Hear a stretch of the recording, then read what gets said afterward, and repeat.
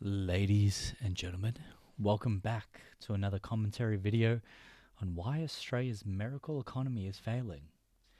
Let's see what they touch on this time. Australia, the land of sandy beaches, koalas and flat whites. The land down under has also long been known for its prosperous economy, with many calling it the lucky country. But that might be starting to change. Australia's economy is known as a miracle economy, but miracles don't last forever. When it comes to Australia, things look good until you peer under the hood. The economy has continued to grow well. However, in per person terms, we've been going backwards. In other words, while Australia's economy isn't in a recession, its people are. We start to have a rules that we just can eat out once per week.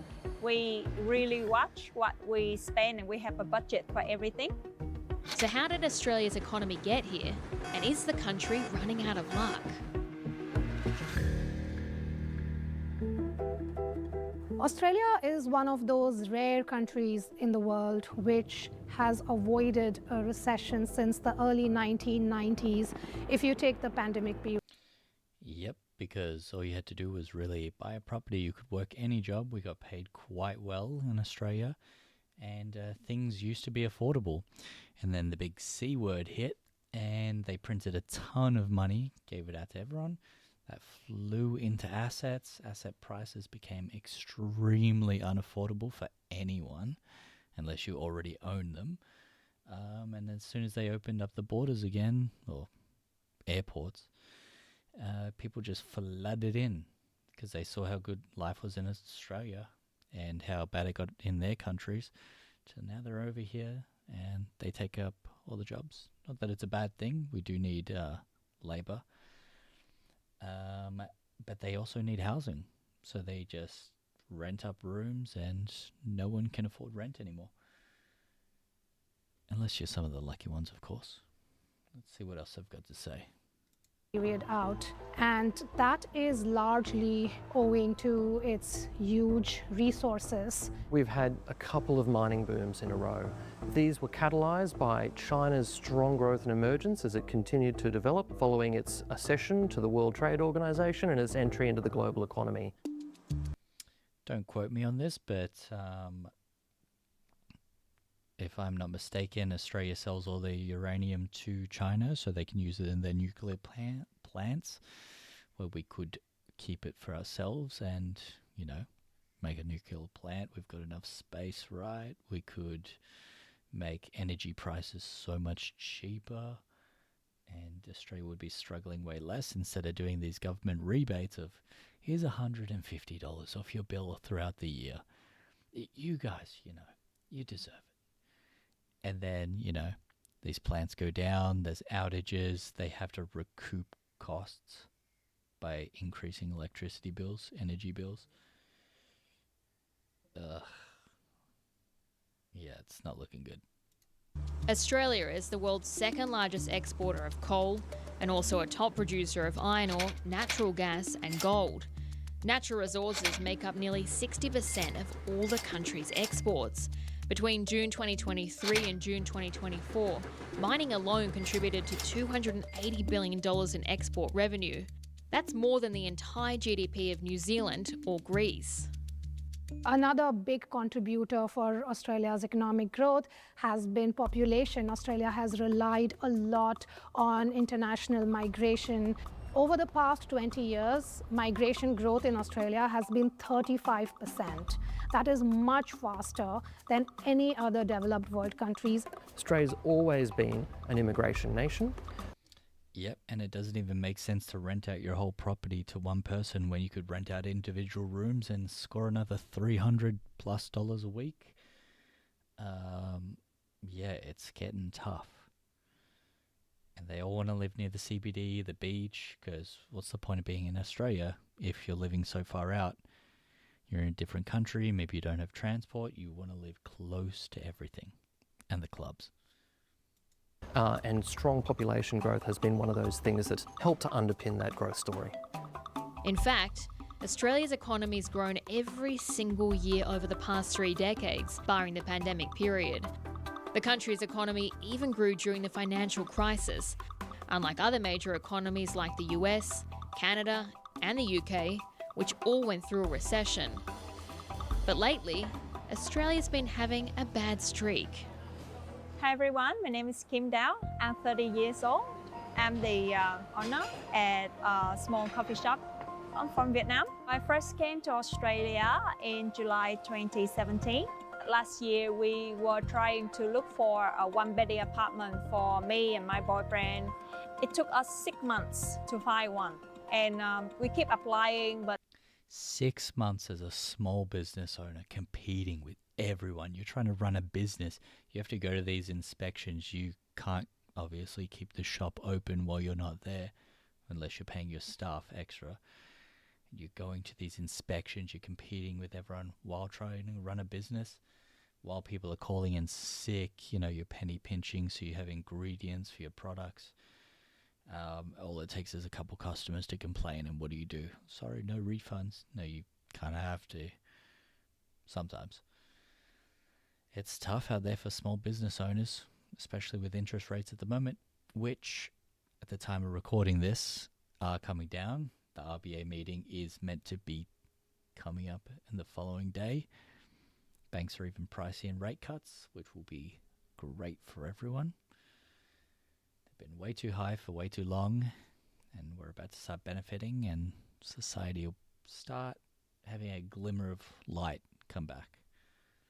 but it's all got rejected, and there's always a very big line of people inspecting the properties. Kim is not alone. Australia is in the grips of a well-documented housing crisis as home prices continue to climb with demand still outstripping supply. This shows the median price of a house relative to income. Homes in Sydney are the second most expensive in the world, just after Hong Kong. And it's not only housing prices that have been going up. Bloomberg has a barbecue index that measures the prices of food that goes into a barbecue. So we are talking prices of pork, beef, ice creams, cheeses, vegetables. Since its creation in 2020, the price of all of these ingredients have risen significantly. Because we have to bake fresh every day, so we have to constantly, buy new fresh ingredients, and those price fluctuation is really, really hitting us hard. But you know that people are suffering as well. You're kind of hesitant to increase the price because it's pressure for everyone. We will soon have to. While Australia isn't unique in seeing high inflation, the problem is that what's not been going up at the same rate as prices has been people's wages. People are feeling like they are paying a lot more for everyday goods, but they are not making a lot more money. Take a look at this chart. The blue line shows the inflation rate in Australia, and these bars show how wages have changed taking inflation into account. As you can see here, for more than 2 years, real wages were negative. And while the country's overall GDP continued to grow, its GDP per capita. One of the biggest problems is that we keep paying the prices. They go, let's put up grocery prices a bit. We can put eggs up. Hey, we haven't seen a drop in sales. People are just actually budgeting and budgeting for these items. Okay, all right. Hey, let's increase interest rates. You know what?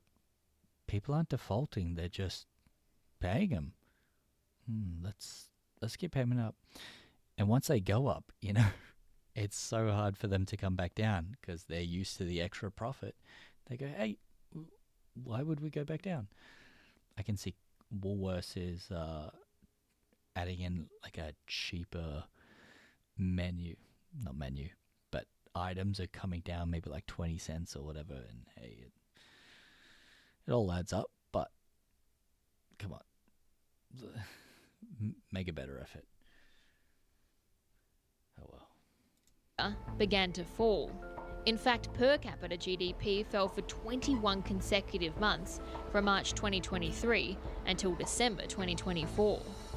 All of this means that at the end of the day, people can afford to buy and save less. These lines show the growth in household disposable income. Australia's doing relatively well. Then the pandemic hit, and look at what happens. It falls way below the OECD average. There are several factors behind this unlucky streak. While the country's widely welcomed immigrants, it hasn't expanded its housing supply fast enough to accommodate the inflow of people. After the pandemic, when Australia reopened its borders, we saw a big influx of people coming from overseas, and that put a lot of pressure on our existing resources, in particular housing. Land use and land supply has been constrained by planning regulations. Australia has not built enough affordable or social housing. That is a big gap in the market. Rental affordability.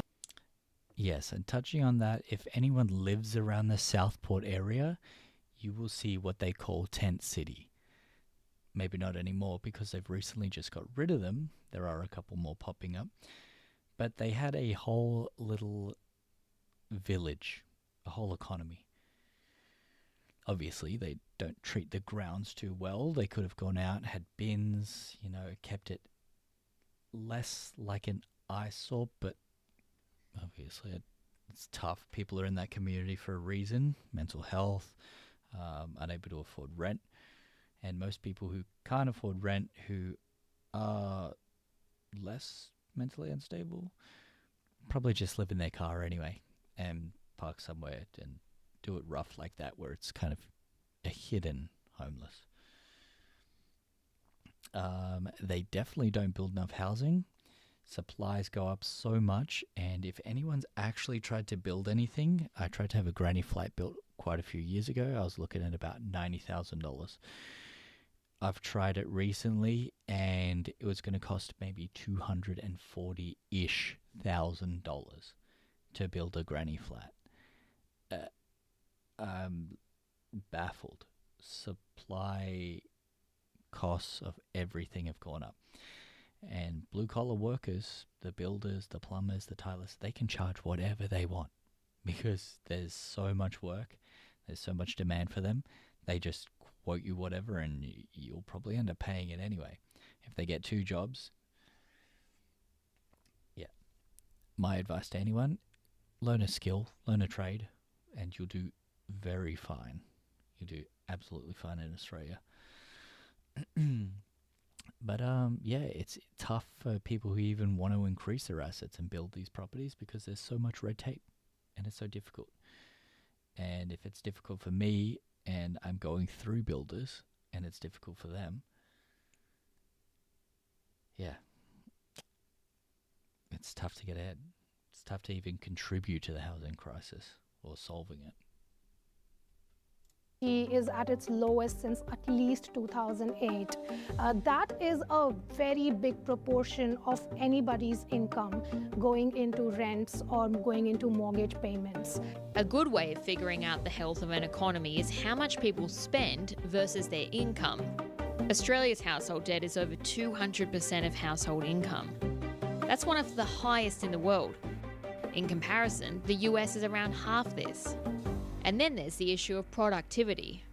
Productivity in very simple terms is how much you produce from your existing resources. If I'm able to produce more goods and services from my existing resources, then I'm able to make more profits. I'm probably able to pay more wages, adding more to economic activity, paying more taxes, etc. So what's the problem? Well, Australia's productivity's been flagging. If we look over the course of the last decade, GDP per hour worked in Australia's economy has been flat. It's almost a lost decade of productivity growth. And you can see this here. The orange line, which is Australia, was above the green line, which is the US, for years. Then comes the pandemic, and the country's productivity growth switches. Australia's economy is very services dependent. Care sector is Australia's largest sector. We've seen big increases in disability services, aged services, some of these less productive relative to mining or manufacturing or other industries within the economy. Then if you look at startups, which usually drive up productivity, their funding per capita in Australia is way behind other countries. Inserting that dynamism into the economy, and in turn boosting productivity, will be a key challenge for the Australian government in the years to come. This is a whole new world of uncertainty that we're dealing with here. We're seeing policy uncertainty out of the US, China is slowing, and so our job is to provide that cost of living relief in a responsible way at the same time as we make our economy more resilient to these external shocks. Some politicians have spoken about the need for an economic reform. Australia has not had a major economic reform since the 1990s. On the manufacturing side, Yeah, let's stop selling our material and gas for cheaper and then buying it back for more expensive. Why don't we add Bitcoin to the treasury? Let's follow in America's footsteps. In all the positive ways, obviously.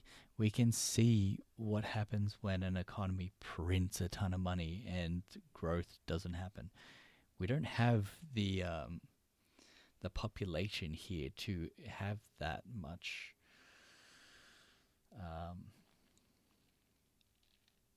lost my train of thought.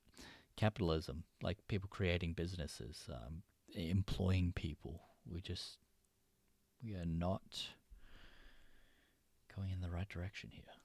The future is very bleak for young people in Australia.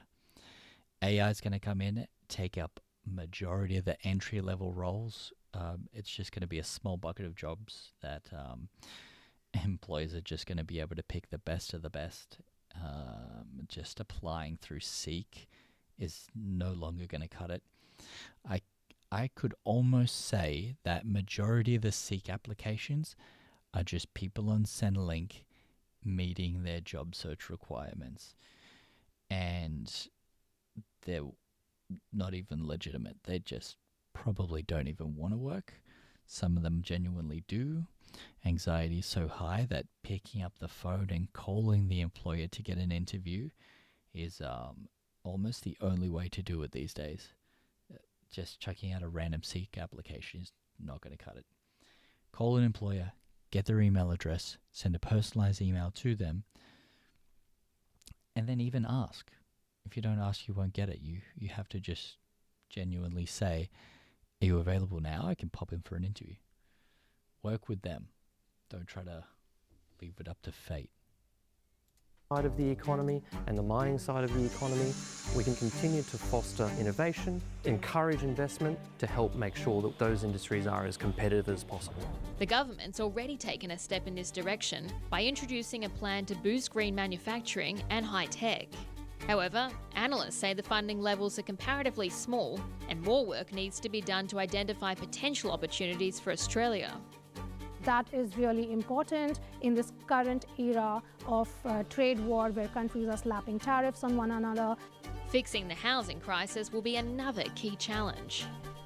Australia has earned a fairly good reputation as one of the highest performing economies in the world. But what's at stake here, if we don't turn this productivity story around, is seeing Australia's relative economic standing begin to fall behind.